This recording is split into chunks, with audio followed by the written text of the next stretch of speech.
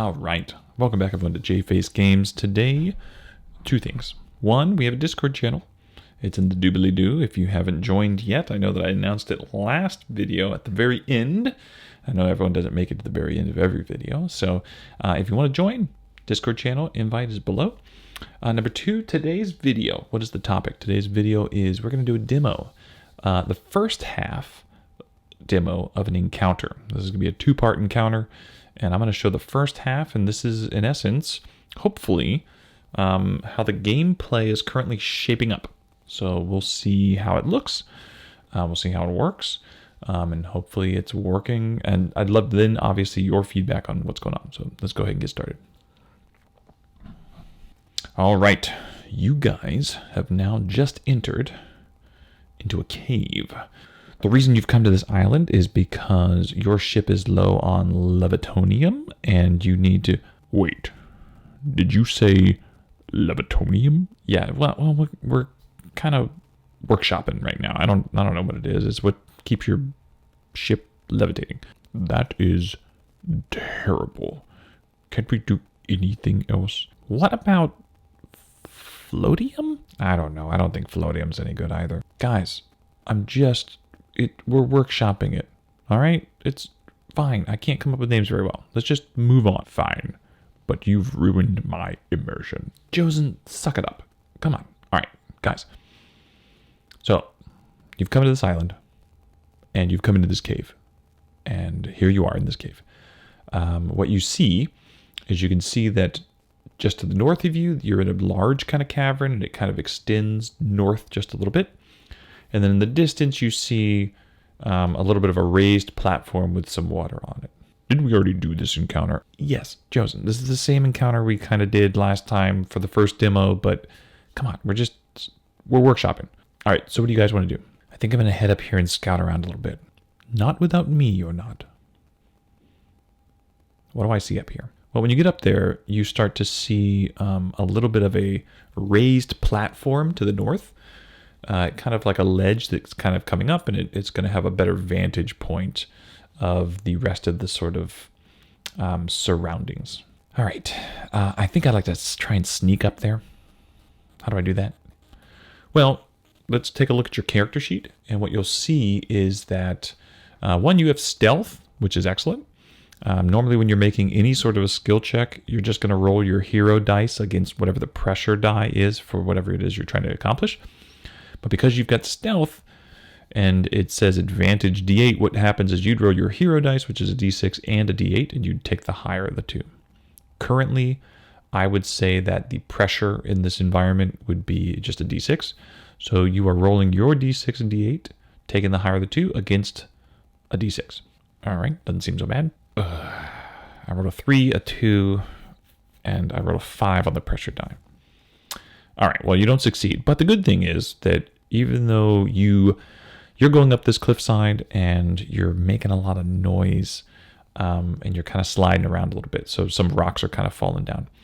The good thing is that whenever you fail a roll, you get a teamwork point.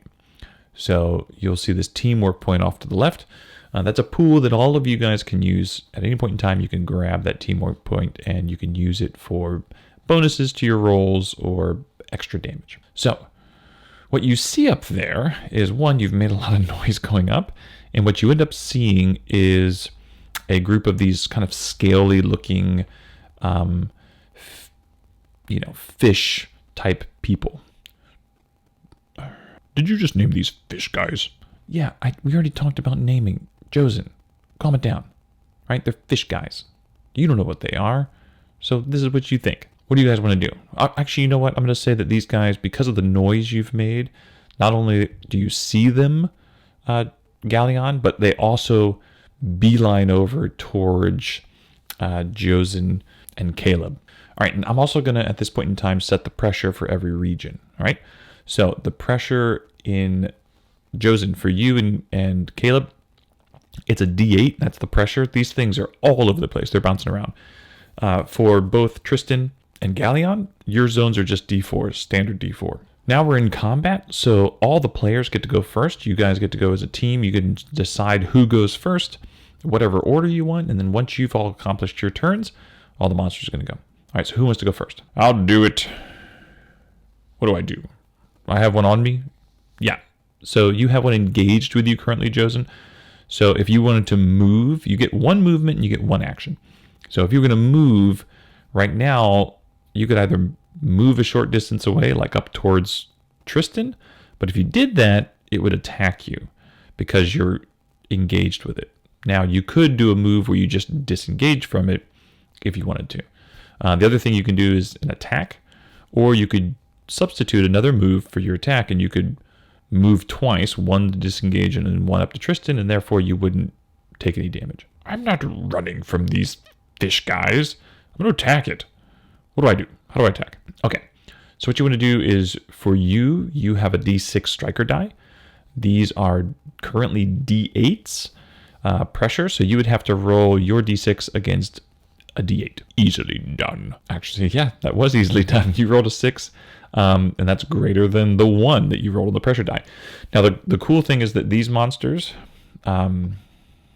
if you look, well, you wouldn't actually see this, but these monsters, if you actually double whatever the pressure die is with your attack action, you actually kill twice. You kill 2 of them. You kill double the normal amount. So you've actually killed not just the one that's engaged with you, but the one next to you. All right, who wants to go next? I'll go ahead and go. I'm up here, and I need to figure out how to help the party from up here. Okay, what do you want to do? Well, that D8 pressure die seems really rough. I'm going to use my action. I remember you saying that you can make your zone under more pressure and relieve the pressure of someone else's. How does that work? Yes, you could take up your action, and you could suffer a penalty, in essence, to yourself, and we'd have to come up with one thematically. Sometimes it's, if you've got some bad guys in your zone, they would attack. Sometimes it's more thematic.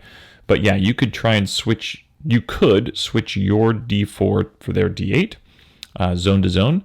That would be until the bad guy's turn. Once it's the bad guy's turn again, it would switch back. But you could definitely do that. Let's go ahead and say maybe these fish guys have some sort of cover. Maybe there's a lot of stuff in that area that's making it harder to hit them. And maybe you just throw some sort of giant sort of like boulder, or some sort of like, maybe you have a javelin or something that's cumbersome that you chuck over there, and it kind of frees up that area for your party to be able to deal with them better temporarily. So we'll go ahead and switch those. But let's say that because of this action that you've taken, it's actually like winded you. It's actually drained you. So I'm going to give you a weakened condition. What does that mean, having a weakened condition? Well, what happens is that you've got these different conditions that you can get. You can get weakened, vulnerable, confused, or shaken. Pretty much you have 5 hit points, 5 stress in this game. And if you ever take 5 stress, you're out. But the good thing is you can't take stress unless you have a condition on you. So now what this means, if you were to get attacked, you could actually take stress now. Whereas previously, someone would have to get a condition on you first. Okay, I understand. All right, who's next? I'll go ahead. It doesn't look as bad. Now, thanks for Tristan. I'm going to go ahead and try and deal with one of these fish guys down here. All right, you run up and unfortunately, you rolled a 3. And you roll a 3 on the pressure die. So what this means is that it's a success with consequence. When you tie them, it's a success with consequence.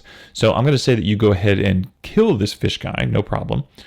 But in the process, he kind of rips some of your armor down, and it actually makes you a little bit more vulnerable at this point in time. You've kind of lost some of the defenses you have. So now you, just like Tristan, are now susceptible to potentially getting stress.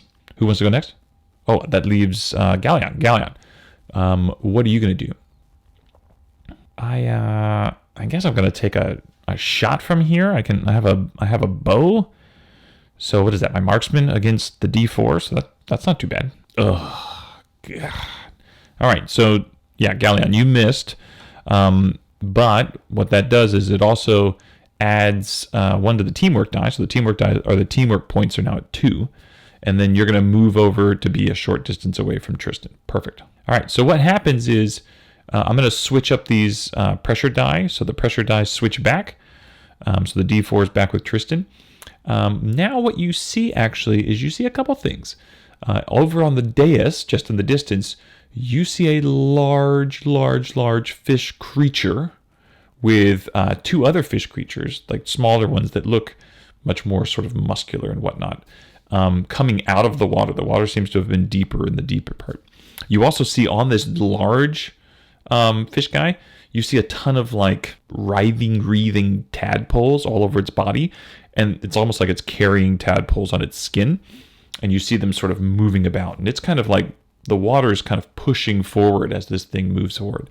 On top of that, two more fish guys come from a distance, or kind of come from like holes in the walls behind you, Tristan. They kind of pop up next to you. All right, I'm going to go ahead and change the pressure dies. What you'll also see is that the big fish guy has his own individual pressure die if you are dealing with him. Is that a D10? Yeah, no, he looks dangerous. He looks very, very dangerous. Okay, so I'm going to finish off the bad guy's turn because this one fish guy that's with you, Caleb and Josen, he's going to actually move up, and he's going to move up towards Caleb. So Caleb, your defense is... So the other thing that... This is the first time someone's getting attacked. So there's always a fun choice on your turn. We haven't talked about this yet. But say you want to do something on your turn like attack. So last action, Caleb, you attacked one of the fish guys, and you therefore would use your striker die, which is a d4. But whenever you choose an action, you have an option. You can either use the dice that is associated with that action, or you can use your hero die. Caleb, on your last turn, you could have chosen to do striking, and you could have rolled your hero die, the d6, to perform that striking instead of your d4. The sacrifice you're making, though, is that whatever dice you don't choose, the other one becomes your defense for the turn.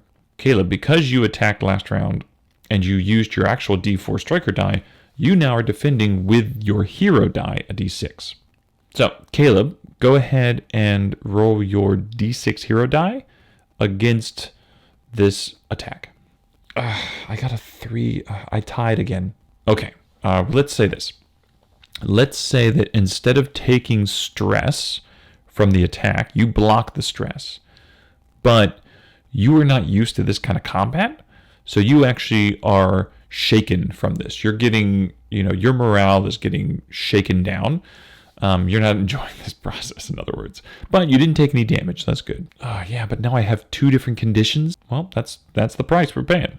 Okay, so I'm going to continue with the bad guys. I'm going to have these other 2 fish guys move over towards Tristan. Now, Tristan, you can finish your turn by using that defender die, and you have heavy armor, so you actually get a +1. Now, it's your d8 +1 against a d6. Go ahead and roll. I wrote an 8 against the 6. Perfect. All right, you block everything that's coming at you. We're just doing those 2 fish guys as a combined attack, so it's not a big deal. So you were able to block that out. I'm going to say that these 2 sort of bodyguard-looking guys, they just move up ahead and they get a little closer, and the big guy is still kind of in the back. He's kind of he's gathering this water in front of him. It looks like he's like creating like a whirlpool sort of in front of him. All right, so now it's the player's turn. Go ahead and you guys can choose your order. Whoever wants to go first can go first. I'll go. Let me deal with this guy. I'm going to go ahead and move up behind him. Does that do anything for me? Yeah, we'll say that it changes the pressure of this zone. We'll say that now you guys, because you're both flanking this guy in essence, and you're outnumbering him, we'll say the pressure now for you guys is a d4. Excellent, exactly as I planned. I will strike him. Are you going to use your hero die or your striker die? They're both d6s. Okay, well, in that scenario, you don't have to make the choice. Perfect. Go ahead. I rolled a 6, and he got a 3. All right, you kill the fish guy, no problem. So now that area is clear. Go ahead and who wants to go next? I'll try and go. I got to figure out what I'm going to do here. I think that I have this ability called Bolster. I'll use Bolster on myself to try and get rid of this shaken condition. Okay, perfect. That cleans that up. What do you want to do for your actual action? Can I get rid of the vulnerable? Can I kind of try to patch up my armor? Yeah, you can use your action to try to remove a condition. And it's in essence the same as like a saving throw. So you'd have to use your hero action, your hero dice against the current pressure that you're under. Okay, I'm going to try. Ugh. I rolled a 1 and I got a 2. All right, well, that's a fail. So you could use the teamwork die or teamwork points and use 2 of them to try and get above that and succeed. But you might want to save those up. The good thing is you're going to get a 3rd one for doing that. Oh, I see Galleon, you're moving up. Yeah, I'm going to move up here, and I'm going to try to take out these 2 fish guys. Now, I know that I have a D8 striker, so I'm going to go ahead and use that D8 striker, but can I attack both of them? Yeah, what you can do is anytime you want to have multiple attacks, you can take multiple attacks, and for each additional attack, you take a dice step down. So, for instance, if you want to take 2 attacks, you would take your D8 striker and make it a D6. So you'd roll a D6 against one and a D6 against the other. You want to go ahead and do that? Hell yeah, I want to do that. All right, I'm rolling my first one. Ugh.